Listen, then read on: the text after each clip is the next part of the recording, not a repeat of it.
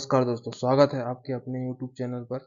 आज हम शुरू कर रहे हैं SPMCI fitter MCQ series 2026 part 1। अगर आप SPMCI या ITI फिटर की तैयारी कर रहे हैं तो ये MCQ आपके लिए बहुत ही इम्पोर्टेंट होने वाले हैं। वीडियो को पूरा जरूर देखें क्योंकि एंड तक क्वेश्चन का लेवल बढ़ेगा। तो आइए शुरू करते हैं। पहला क्वेश्चन है, सामान्य प्रयोजन के लिए खुरदरेपन के मानों को 12 ग्रेडों में वर्गीकृत किया जाता है। सीमा है, तो सही इसका ऑप्शन है 1 से 12, N1 से N12, 0 से 12 या N0 से N12। तो इसका सही आंसर क्या हो जाएगा हमारा N1 से N12 हमारा मान को ग्रेड में वर्गीकृत किया जाता है। वैसे ही क्वेश्चन है, त्रिज्या चक का दूसरा नाम क्या है? त्रिज्या चक को यूनिवर्सल चक भी कहते हैं, सेल्फ सेंट्रिक चक और कंसेंट्रिक चक भी कहते हैं, कॉन्सेंट्रिक चक भी कहते हैं। ये पेपर आईजीएम 11 अगस्त 2023 का में पूछा गया था। अगला प्रश्न है, उन परिस्थितियों के लिए जहां स्नेहक लुब्रिकेशन मुश्किल है, किस प्रकार के घर्षण में बेरिंग सामग्री का उपयोग किया जाता है?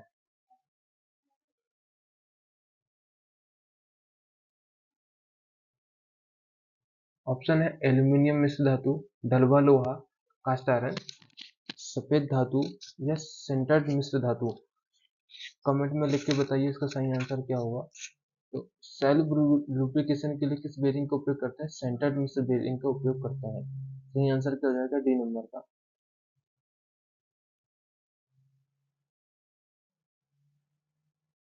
अगला प्रश्न है, किस प्रकार की कपलिंग में प्रत्येक शाफ्ट पर एक योक होता है?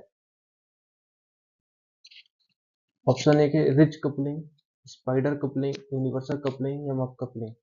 तो प्रत्येक शाफ्ट पर एक योक होता है। सही आंसर क्या हो जाएगा हमारा? Universal coupling. अगला प्रश्न है, स्लिप गेज की सटीकता की जांच के लिए किस प्रकार की यंत्र का उपयोग करते हैं? Interferometer, dial test indicator,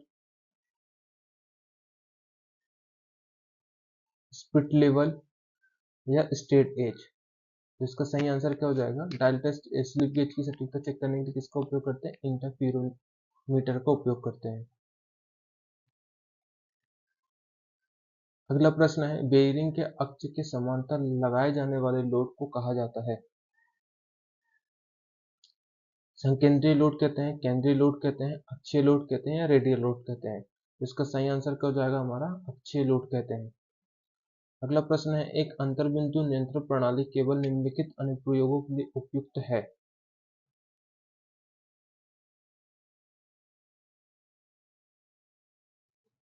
A point-to-point control system is suitable only for the following applications. Option A है मिलिंग प्रोफाइल, टर्निंग, ड्रिलिंग या ग्राइंडिंग। तो point two point control system किसके लिए उपयोग करते हैं हम? ड्रिलिंग के लिए।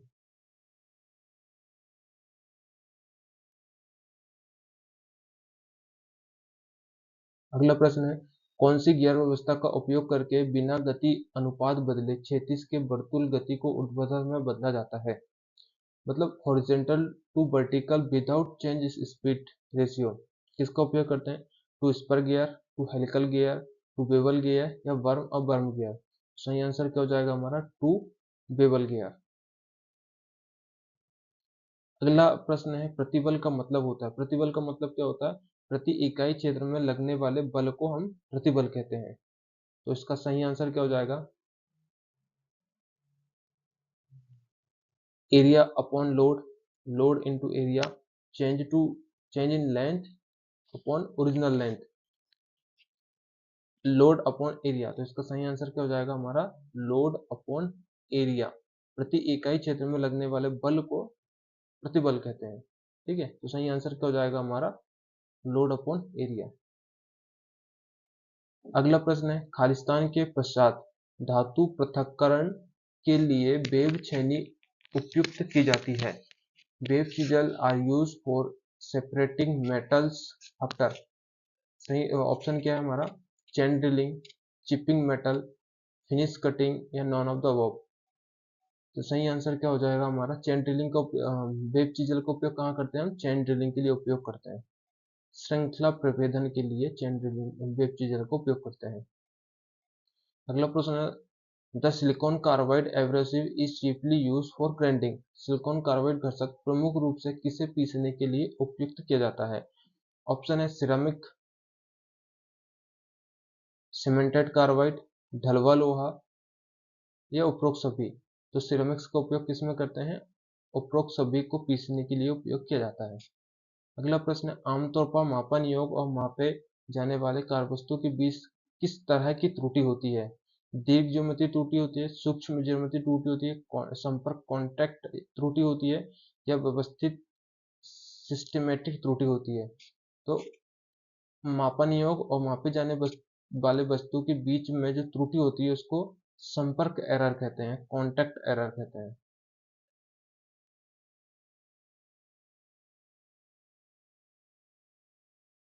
अगला प्रश्न है, स्क्रू ड्राइवर के लिए स्लॉट कट वाला एक छोटा सिरा रहित स्क्रू खालिस्तान कहते हैं?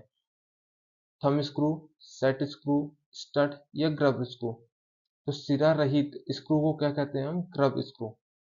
सही आंसर हो जाएगा डी नंबर का।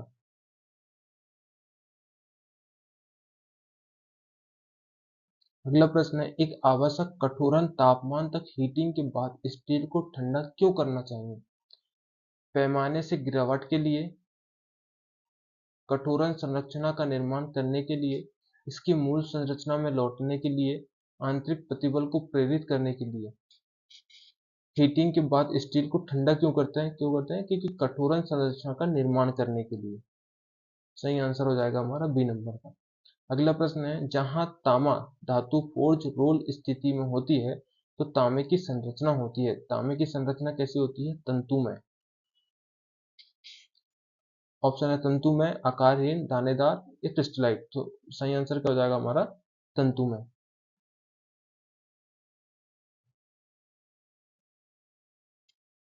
अगला प्रश्न है, बिजली की मोटरों को उठाने और नीचे करने के लिए किस प्रकार के बोल्ट का उपयोग करते हैं?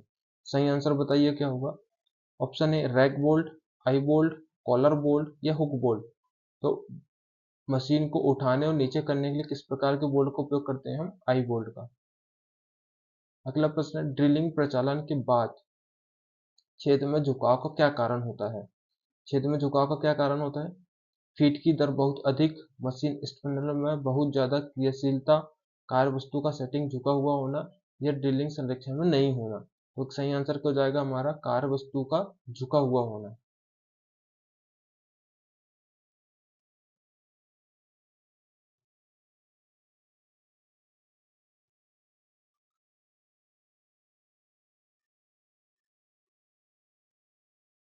अगला प्रश्न है, प्रेरण कठोरण में उच्च आवृत्ति विद्युत धारा के लिए कठोरण की गहराई होती है। इंडक्शन हार्डनिंग में जब करते हैं तो कठोरण की गहराई कितनी होती है? 1.5 से 2 mm, 2 से 2.2 mm या 0.7 से 1 mm, 1.2 से 1.6 mm। तो इंडक्शन हार्डनिंग में जो गहराई होती है वो कितनी होती है? 0.7 से 1 mm तक हम गहराई तक कठोरण कर सकते हैं। एपॉक्सी किस प्रकार का पदार्थ है? लोह धातु है, थर्मोप्लास्टिक है, थर्मोसेटिंग पॉलीमर है या अलोह धातु है? तो इपॉक्सी किसके अंतर्गत आती है? इपॉक्सी आती है थर्मोसेटिंग पॉलीमर के अंतर्गत आती है।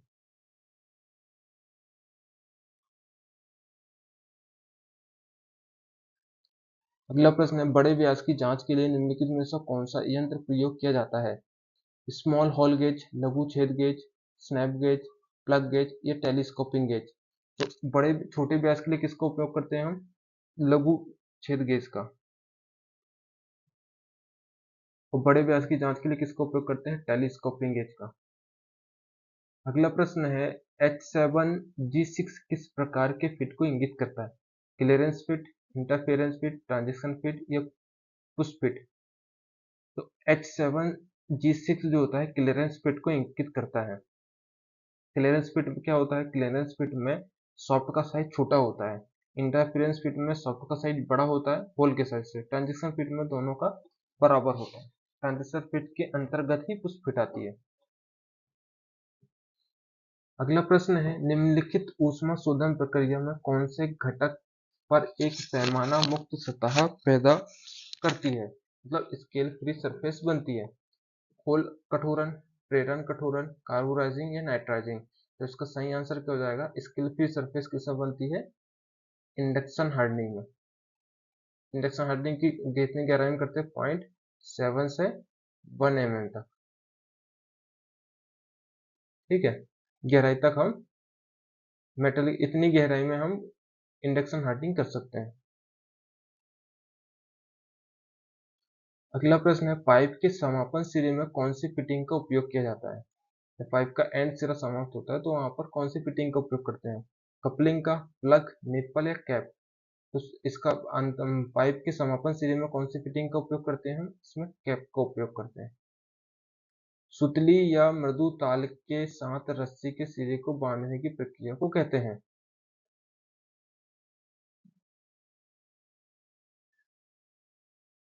लूप, रस्सी की फांस, गोल घुमाव या व्हीपिंग?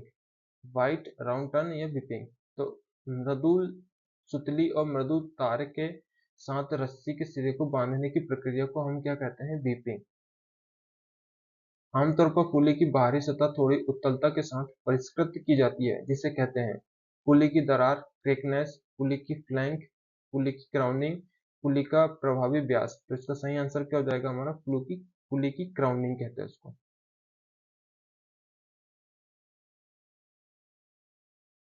अगला प्रश्न है, स्लिप गेज की कठोरता होनी चाहिए 55 HRC, 50 SRC, 63 HRC या 58 HRC?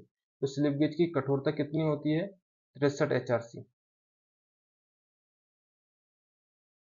अगला प्रश्न है, एक इंटरफेरोमेट्रिक माप के लिए स्टील सतह के लिए उपयोग की जाने वाली ऑप्टिकल परिघटना क्या है?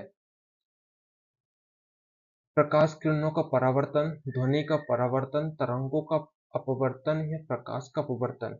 इंटरफेरोमेट्रिक माप के लिए स्टील की सतहों के लिए उपयोग की जाने वाली ऑप्टिकल परिघटना क्या होती है? प्रकाश किरणों का परावर्तन।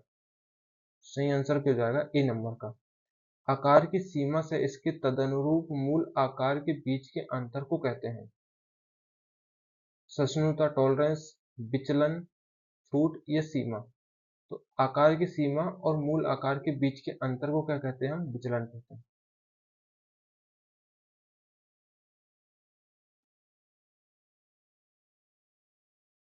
अगला प्रश्न है, यदि मेशिंग गियर के बीच में केंद्र से केंद्र की दूरी 150 mm और वेग अनुपात 2:1 है तो पिनियन और गियर का पिच व्यास कितना होगा? मतलब पिनियन का व्यास कितना होगा और गियर का व्यास कितना होगा? तो इसमें 2:1 है, तो 150 को 3 भागों में बांटना है हमको। तो 150 के मतलब एक भाग कितना हो जाएगा? 50। तो दूसरा कितना हो जाएगा? 100। तो यहाँ पर गियर कितना होगा हमारा? गियर का भाग होगा 100, ओपिनियन कितनी होगी? 50। तो इसका सही आंसर कितना कितना हो जाएगा हमारा? सी नंबर का। अगला प्रश्न है, ड्रिलिंग प्रचालन के लिए शीतलक के रूप में सामान्य नल के पानी का उपयोग न करने का क्या कारण होता है? संचारण का उच्च जोखिम, ड्रिल की कम कटाव क्रिया, अपर्याप्त शीतलन प्रभाव, पानी का त्वरित वाष्पीकरण? तो सामान्य नल के पानी का उपयोग नहीं करने का कारण क्या होता है? संचारण का जंग लगने का उच्च जोखिम होता है। अगला प्रश्न है, फेसिंग ऑपरेशन के दौरान यदि उपकरण सही केंद्र ऊंचाई पर सेट नहीं है तो किस प्रकार का दोष होगा? ऑप्शन 1 है, केंद्र पर एक पाइप रह जाएगा, टेपर सतह, तल सतह और उत्तल सतह। यदि सेंटर ऊंचाई पर नहीं होता है तो पाइप केंद्र पर एक पाइप रह जाता है, पीप, पाइप मतलब पीप। सही आंसर क्या हो जाएगा हमारा? ए। अगला प्रश्न है, बॉल बेयरिंग के समन्वयोजन के समय शाफ्ट के साथ बेयरिंग के आंतरिक रेस में किस प्रकार के फिट का इस्तेमाल किया जाता है? क्लियरेंस फिट का उपयोग करते हैं, इंटरफेरेंस का उपयोग करते हैं, पुश फिट का करते हैं या ट्रांजैक्शन फिट का उपयोग करते हैं? तो बेयरिंग को जब चढ़ाते हैं उसमें हम इंटरफेरेंस फिट का उपयोग करते हैं। मतलब होल का साइज छोटा होता है, शाफ्ट का साइज ज्यादा होता है। अगला प्रश्न है, एक गियर में दांतों की संख्या एक गियर में दांतों की संख्या से विभाजित पिच व्यास को कहते हैं? मॉड्यूलर, पिच, अटेंडम या डिटेंडम? तो गियर के दांतों की संख्या से विभाजित पिच व्यास को कहते हैं, पिच व्यास अपन दांतों की संख्या बराबर मॉड्यूलर होता है। आर्क वेल्डिंग में उच्च करंट उपयुक्त करने पर कौन सी त्रुटि होती है? अंडरकट। क्या होती है? अंडरकट। सही आंसर ये अंडरकट होगा। ऑप्शन देखते हैं हम क्या है। अंडरकट, धातुमल समावेशन, स्लाइड इंक्लूजन, ब्लो होल या ओवरलैप। तो सही आंसर क्या हो जाएगा हमारा? अंडरकट। अगला प्रश्न है, निम्नलिखित गियरों में से किस में अक्षीय प्रणोदन मतलब थ्रस्ट को कम से कम किया जाता है? हेरिंगबोन गियर में, बेवल गियर में, बर्म गियर में, कोनी गियर में। तो थ्रस्ट को कम से कम किस में किया जाता है? हेरिंगबोन गियर में। अगला प्रश्न है, एक धातु की तनन शक्ति उसकी तनन लोड के अधीन फ्रैक्चर का प्रतिरोध करने की क्षमता होती है। यह खालिस्तान के रूप में व्यक्त की जाती है। ऑप्शन क्या है हमारे सामने देखते हैं। ऑप्शन है किलोग्राम प्रति mm², किलोग्राम प्रति मीटर, न्यूटन मीटर या न्यूटन प्रति mm²। तो सही आंसर क्या हो जाएगा? तनन शक्ति को किस में व्यक्त करते हैं? किलोग्राम प्रति mm², स्क्वायर मिलीमीटर। अगला प्रश्न है, ये क्वेश्चन आता है, समुद्री जल क्षेत्र में निम्नलिखित में से कौन सी पाइप सामग्री का उपयोग किया जाता है? पीतल की पाइपलाइन का उपयोग करते हैं, निकिल क्रोमियम का उपयोग करते हैं, गन मेटल का उपयोग करते हैं या टाइटेनियम का उपयोग करते हैं? इसका सही आंसर क्या हो जाएगा? हम टाइटेनियम पाइपलाइन का उपयोग करते हैं। किस प्रकार के शामक का धुआं खतरनाक होता है? सूखा पाउडर शामक, जलयुक्त शामक, फोम शामक या हेलोजन? तो किस एक्सटिंग्विशर का धुआं सबसे खतरनाक होता है? हेलोजन का।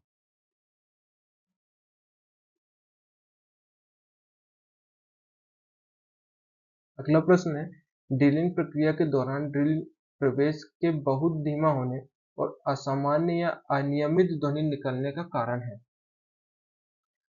गलत पॉइंट एंगल, कटाव किनारों का कुंद होना, लीफ क्लियरेंस बहुत बड़ी होना, बिंदु कोण का बहुत धारदार होना। तो असामान्य और अनियमित ध्वनि निकलने का कारण क्या होगा? कटाव किनारों का कुंद होना, कटिंग एज का ब्लंट होना।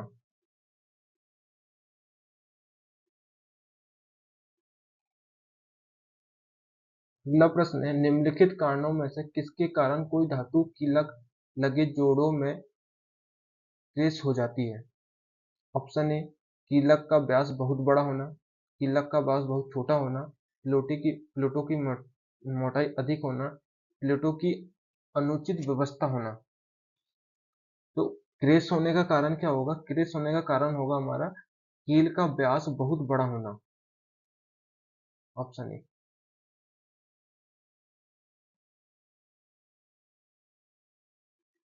त्रिज्यीय संयोजित कौन सी सर्पिल गहरे खांचे में स्थित और शाफ्ट के छोटे व्यास पर एक शोल्डर प्रदान करती है?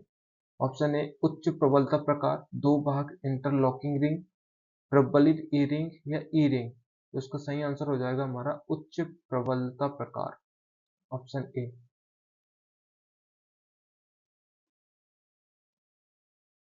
अगला प्रश्न है, किस उपकरण को टेपर टर्निंग के दौरान फार्म टूल विधि द्वारा लॉक किया जाता है?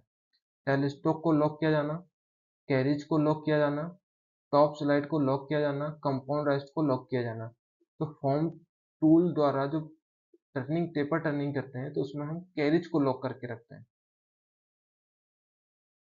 जर्मन चांदी का उपयोग खालिस्तान निर्माण में किया जाता है। यथार्थमापी उपकरण, रासायनिक उपकरण, सिक्कों या चिकित्सा उपकरणों में। तो जर्मन चांदी का उपयोग कहाँ करते हैं हम? सिक्के निर्माण के लिए। Option C.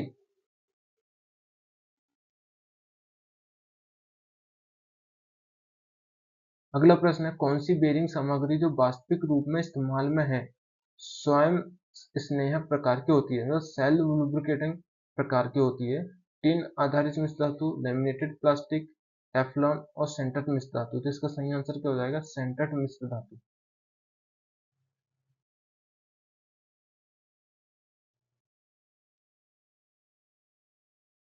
अगला प्रश्न है, टेपिंग द्वारा टेपिंग टूल द्वारा एक छेद को थ्रेड करने के बाद यह पाया गया कि थ्रेड की शिखा पूरी तरह से नहीं बनी थी। यह दोष के कारण खलितन के कारण होता है। नल के कटाव किनारे की टूटी हुई टिप छेद आकार नल आकार से थोड़ा कम है। छेद का जो आकार है नल आकार से थोड़ा कम है। छेद आकार नल ड्रिल आकार से थोड़ा अधिक है। यह अपर्याप्त शीतलक आपूर्ति। तो थ्रेड की शिखा पूरी तरह से नहीं बनने का कारण क्या होगा? ड्रिल का साइज छोटा होगा और छेद का साइज बड़ा होगा। तो इसका कौन सा ऑप्शन मेल खा रहा हमारा? छेद आकार नल ड्रिल आकार से थोड़ा अधिक है। ऑप्शन सी हमारा यहाँ पर सही होगा।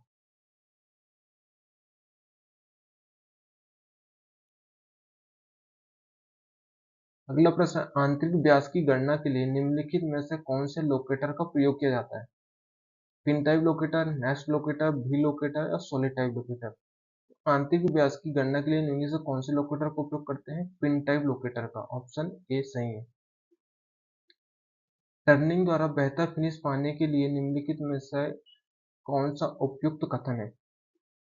पहला है फीड बढ़ाएं और गति कम करें। क्या बोल रहा हूं आपको? फिनिश टर्निंग पाने के लिए फीड बढ़ाएं और गति कम करें, ये गलत है। गति और फीड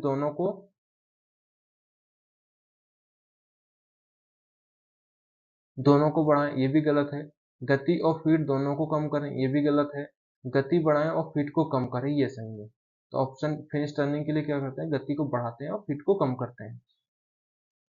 अगला प्रश्न है, सान चढ़ाना मतलब होनिंग प्रक्रिया के दौरान अधिकांश ऑपरेटर पावर स्ट्रोक की बजाय मैनुअल स्ट्रोक को पसंद करते हैं, क्योंकि यह सबसे किफायती तरीका है, बड़ी मात्रा में कार्य को पूरा किया जाता है, संचालन में लचीलापन होता है और बाहरी सतह पर काम आसानी से किया जा सकता है। तो इसका सही आंसर क्या हो जाएगा? हमारा सही आंसर हो जाएगा सी नंबर का, संचालन में लचीलापन होता है।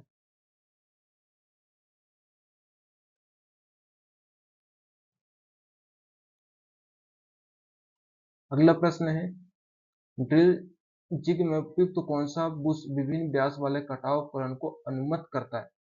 Renewable Bush, press feed Bush, liner Bush या फिक्स रिन्यूएबल बुश? तो विभिन्न व्यास वाले कटाव को अनुमत कौन सा कहता है? रिन्यूएबल बुश,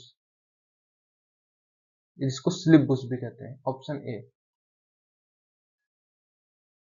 अगला प्रश्न है, एक माइक्रोमीटर में 0.04 mm की धनात्मक त्रुटि है। जब माइक्रोमीटर का माप 45.04 mm है तो सही रीडिंग क्या होगी? धनात्मक त्रुटि में क्या करते हैं हम?